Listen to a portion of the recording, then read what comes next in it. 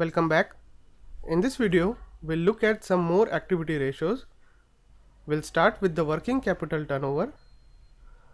Working capital is defined as current assets minus current liabilities. Working capital is the capital that should be available with the firm so that it can continue to operate smoothly. Working capital turnover is calculated by dividing a company's revenue by its average working capital. So for example, a working capital turnover of 4 would indicate that the company generates 4 euro of revenue for every 1 euro of working capital.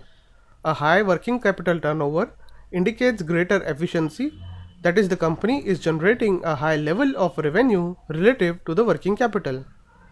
Sometimes working capital for a company may be negative. In that scenario, we cannot use this ratio for any meaningful analysis, but we can use other ratios that we discuss next. Next, let's look at the fixed asset turnover. Fixed asset turnover is calculated by dividing revenue by the average fixed assets. This ratio measures how efficiently the company generates revenue from its investments in fixed assets. Generally, a higher fixed asset turnover ratio indicates more efficient use of fixed assets in generating revenue. A low ratio can indicate inefficiency or a capital intensive business or a new business not yet operating at full capacity. This ratio will be lower for company whose fixed asset is newer than for an old company. This is so because the value of fixed assets is reduced by depreciation in case of an older company. Also, the fixed asset ratio can be erratic because even though revenue may have a steady growth, increases in fixed asset may not follow a smooth process. So every year-to-year change does not necessarily indicate important changes in company's efficiency. Next, let's look at the total asset turnover.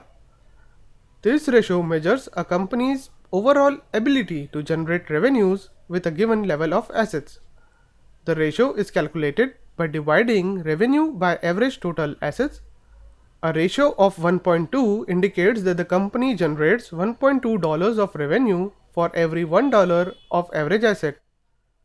A higher ratio indicates greater efficiency.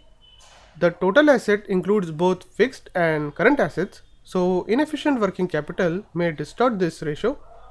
So it is helpful to analyze working capital and fixed asset turnover ratios separately. A low asset turnover may indicate inefficiency or relatively capital intensive business.